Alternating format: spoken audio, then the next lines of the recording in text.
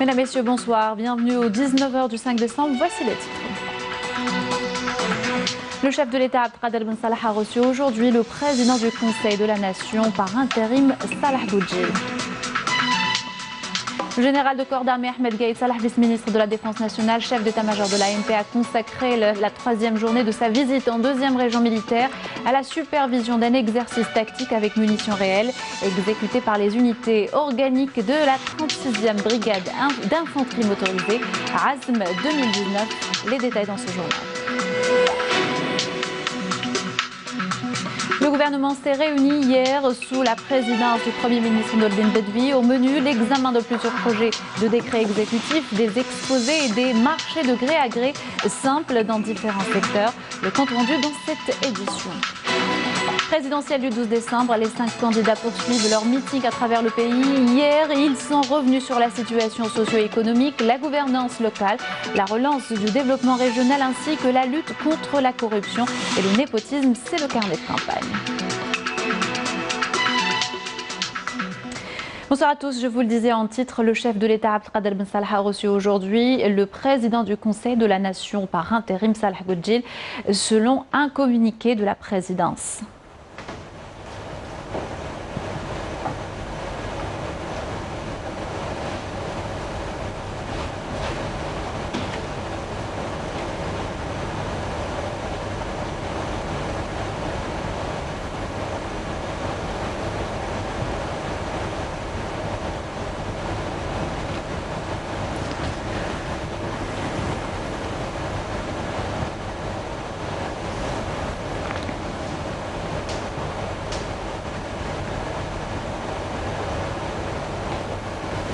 Le général de corps d'armée Ahmed Gaïd Salah, vice-ministre de la Défense nationale, chef d'état-major de l'ANP, a consacré la troisième journée de sa visite en deuxième région militaire à la supervision d'un exercice tactique avec munitions réelles exécuté par les unités organiques de la 36e brigade d'infanterie motorisée.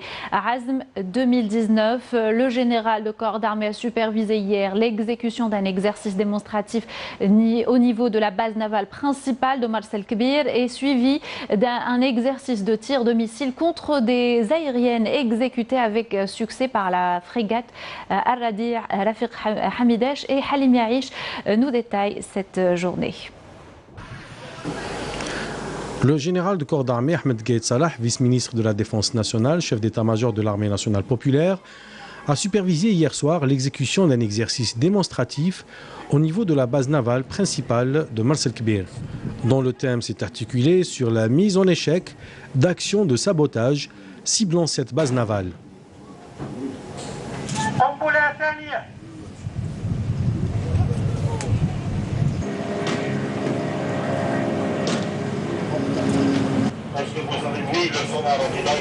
L'exercice a été exécuté par des détachements de plongeurs et de la protection et de la sécurité de la base, appuyés par des hélicoptères de combat et de sauvetage.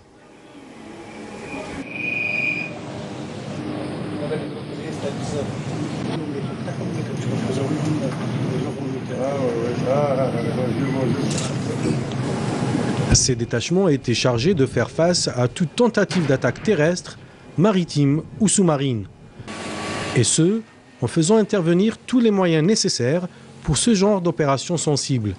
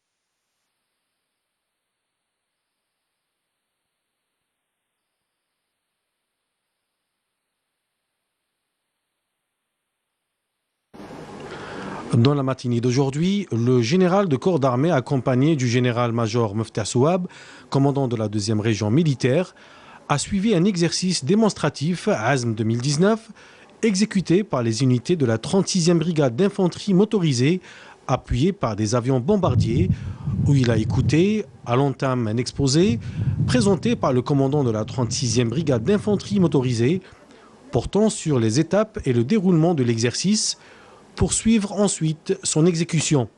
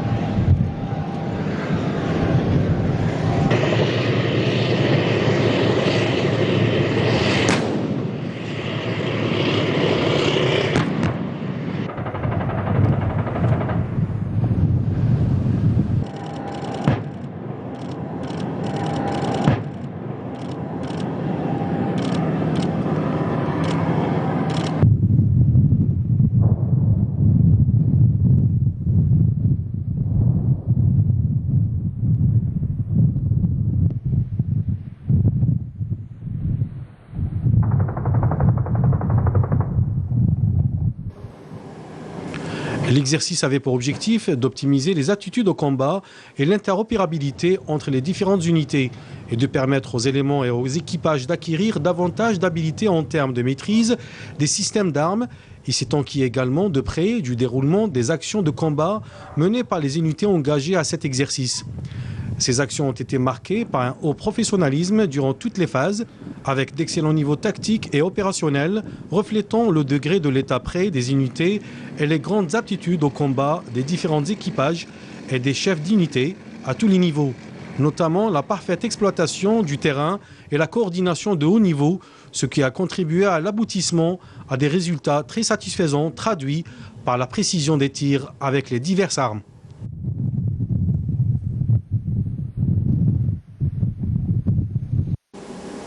Au terme de l'exercice, le général de corps d'armée a tenu une rencontre avec les éléments des unités ayant exécuté l'exercice, où il les a félicités pour les grands efforts fournis tout au long des étapes de préparation et d'exécution de cet exercice, qui était une réussite totale, en soulignant que le développement véritable et le rehaussement effectif du niveau exigent de conférer une importance extrême à la préparation des exercices d'évaluation de différents échelons et plans.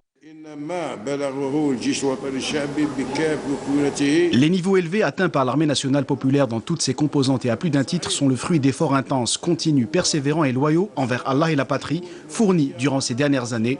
Preuve en est de l'efficacité des résultats obtenus, sans nul doute, la réunion et l'assimilation graduelle des exigences du professionnalisme dans son sens global.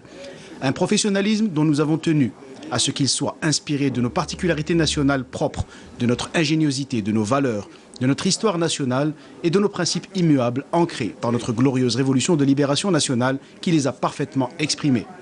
De ces valeurs et principes fondamentaux, il apparaît clairement que l'essence des missions de l'armée nationale populaire est de continuer avec détermination et l'efficience de la mission de préserver l'Algérie à tout moment, quelle que soit l'ampleur des défis et des enjeux.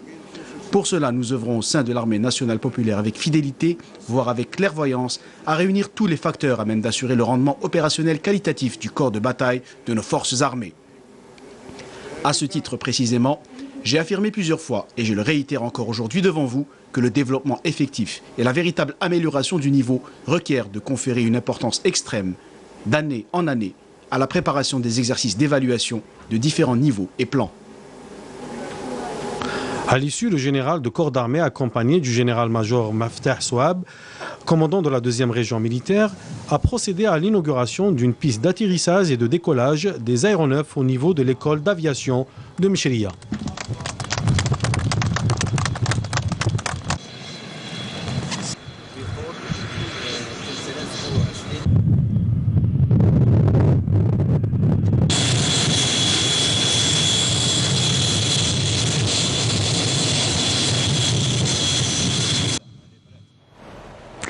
Le gouvernement s'est réuni hier sous la présidence du Premier ministre Nourdine Bedoui. Plusieurs projets de décrets exécutifs ont été examinés et débattus. Des exposés et des marchés de gré à gré simples ont également été au menu de cette réunion. Différents secteurs sont concernés. Compte rendu de Nesrine Ben Saïdi.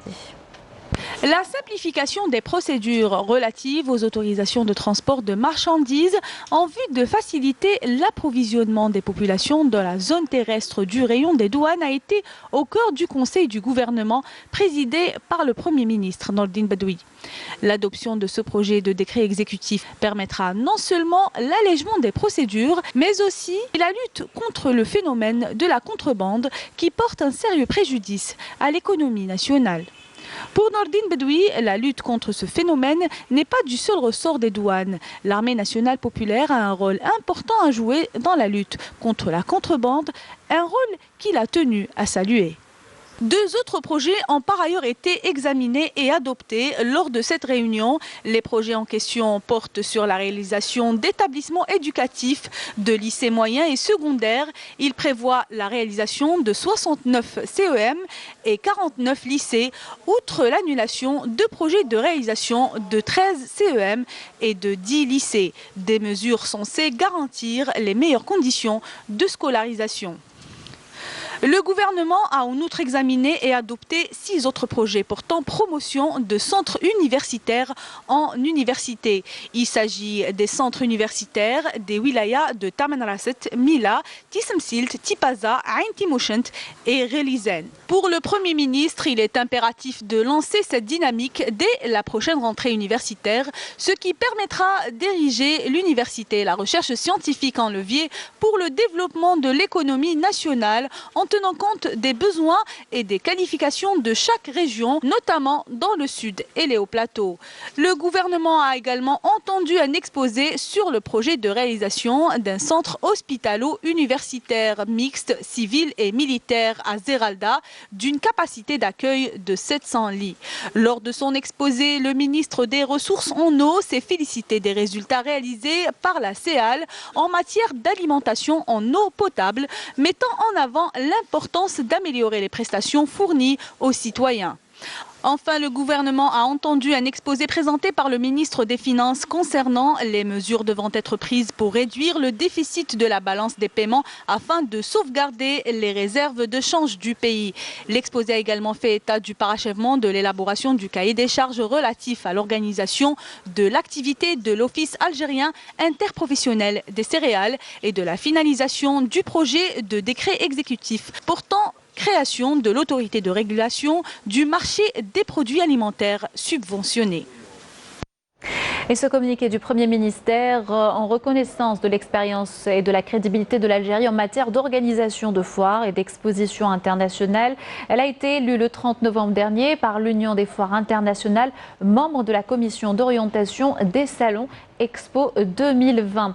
La commission composée de commissaires généraux de 30 pays membres sera un partenaire stratégique du pays organisateur dans la gestion de la foire universelle dont la tenue est prévue à partir du 20 octobre 2020. Puis poursuite du procès public d'ex-responsables accusés de corruption. 60 personnes entre accusés et témoins sont écoutées dans différentes affaires. L'une d'entre elles est celle concernant l'octroi d'indus avantages à des entreprises automobiles. De montage automobile. Hier, plusieurs accusés ont été auditionnés.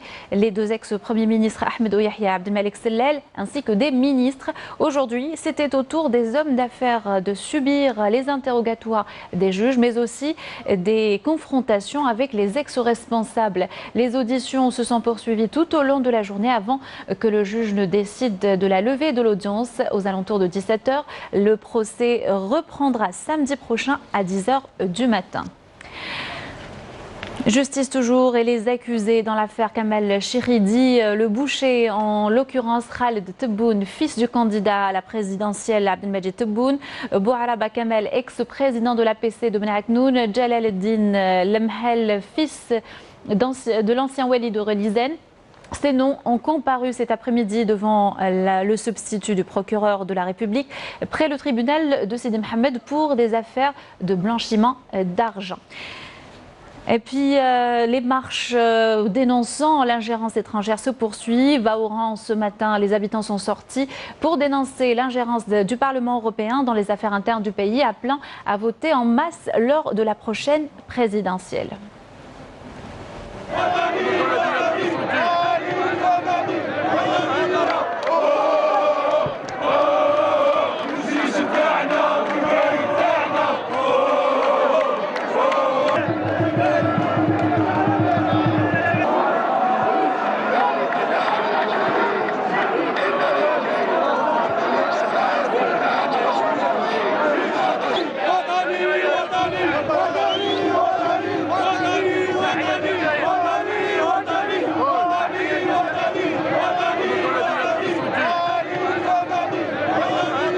انتخابات ضد ولاد فرنسا وضد اللي يبغوا فرنسا ومع قايد صالح للامام ونديروا انتخابات تاعنا ونديروا الرئيس اللي نبغوه وضد هاد الناس اللي راحوا يشكاو للاتحاد الاوروبي. الاولى بفرنسا تروح تشوف شؤونها، الاولى بالبرلمان الاوروبي ان يندد بجرائم المسلمين بالبرما. قشنا في دارنا، قشنا في دارنا. احنا الشعب الجزائري يحوس المخرج من هذا المأزق. 40 سيمانه الحراك ما خرجش راجل واحد نحكوا عليه الناس كاع تعرف تعارض وكاع تعرف تقول لا. ما كانش اللي قال رجل يمثل هذا الحراك. وحنا كشعب جزائري كدوله راهي حابسه، ما خصناش حس اكثر من هذا الامر.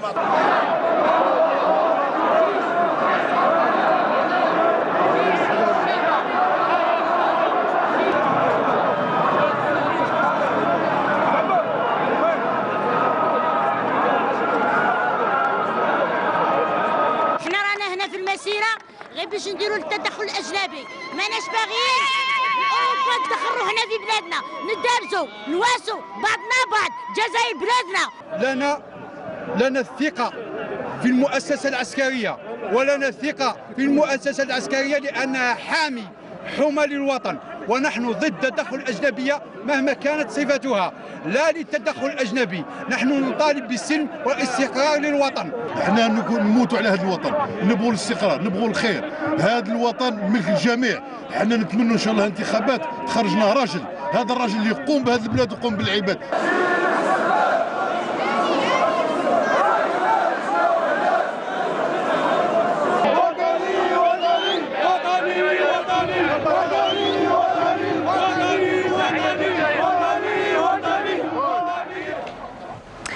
Dix-neuvième jour de campagne, les 5 candidats poursuivent leur meeting à travers le pays. Abdelmajid Tebboune a animé 3 meetings à Tamanrasset, Ilizi et Janet. Ali Benflis a animé 2 meetings populaires à Tébessa et à Constantine, 2 meetings populaires également pour Azdine Mihoubi à Sétif et à Alger. Abdelaziz Belaïd plutôt était à Constantine pour son meeting. Et enfin, Ben Guerina a animé un meeting à Alger. Hier, les candidats sont revenus sur la situation socio-économique, la gouvernance locale, la relance du développement régional ainsi que la lutte contre la corruption et le népotisme. Karim Haïfa. Il ouvrira tous les dossiers de corruption s'il venait à être élu président de la République. Une promesse du candidat Abdelkader Bengrina devant ses sympathisants à Oran, après avoir indiqué que certains partis lui ont proposé un soutien pour décrocher le poste de président de la République, mais il a opposé son refus. S'agissant du procès des responsables impliqués dans l'affaire des usines de montage automobile, Bengrina a dit s'attendre à un procès équitable des symboles de la corruption. Au volet économique, le prétendant à la magistrature suprême a promis qu'il œuvrera à rectifier les dysfonctionnements de l'environnement économique en vue de s'affranchir de l'économie de rente. Le candidat Abdelmajid Tebboune s'est engagé pour sa part depuis droite à lancer des projets de développement global dans tous les secteurs au profit de toutes les communes de cette wilaya. Dans ce cadre, le prétendant à la magistrature suprême a évoqué dans son programme le développement de l'actuel aéroport de cette wilaya et l'ouverture d'instituts de formation au profit des jeunes de cette région dans les industries pétrolières et gazières en vue de leur permettre d'accéder aux postes d'emploi proposés dans ce domaine. Au terme de son discours, Tebboune a souligné la nécessité pour le peuple algérien de rester attaché au message des Chouhada de la glorieuse guerre de libération nationale. Depuis la capitale où il a animé un meeting populaire, le candidat Azdine Mihoubi s'est engagé à poursuivre la lutte contre la corruption et le népotisme à travers la généralisation de la numérisation de l'administration, appelant à combattre tous les fléaux portant préjudice à l'économie nationale, à consacrer la justice sociale et à continuer à soutenir les catégories vulnérables. Il a soutenu à ce propos être porteur d'un projet d'État-nation moderne visant à édifier une république d'institutions fortes, s'appuyant sur la volonté du peuple, promettant d'œuvrer pour la préservation de l'identité nationale avec ses 3 composantes, l'islam, l'arabité et la mazérité. Dans l'est du pays, à Skikda, le candidat Belaïd Abdelaziz a plaidé pour un arsenal juridique stable à long terme, encourageant les hommes d'affaires à investir dans le pays. L'échéance du 12 décembre est une opportunité à saisir par le peuple pour changer le destin de son pays et décider de son sort, dira Belaïd, en choisissant un président capable de mener le pays vers un havre de paix, mettant en garde contre les lobbies internes et externes qui tentent d'entraver ce processus. L'Algérie est aujourd'hui un carrefour et elle a besoin d'une stabilité politique sans laquelle il serait impossible d'aller de l'avant, selon Abdelaziz Belaïd. À Relizane, où il a animé un meeting populaire, le candidat Ali Benflis s'est engagé de son côté à lutter contre la corruption qui a détruit l'État et a brisé les institutions selon lui, promettant la collecte des fonds publics et leur distribution équitable à toutes les régions du pays et au profit de tous les citoyens. Il s'est engagé par ailleurs à relancer l'économie nationale et à insuffler une dynamique à même d'accroître les offres d'emploi et de faire reculer le chômage de 80% en quelques années. Ali Belflis qui a affirmé à la fin de son discours détenir la solution à la crise que vit le pays à travers des engagements visant une réforme politique et une économie de marché social, ainsi qu'un programme d'urgence sociale destiné aux catégories vulnérables. C'est la fin de ce journal. Merci de l'avoir suivi. Excellente soirée sur Canal Algérie.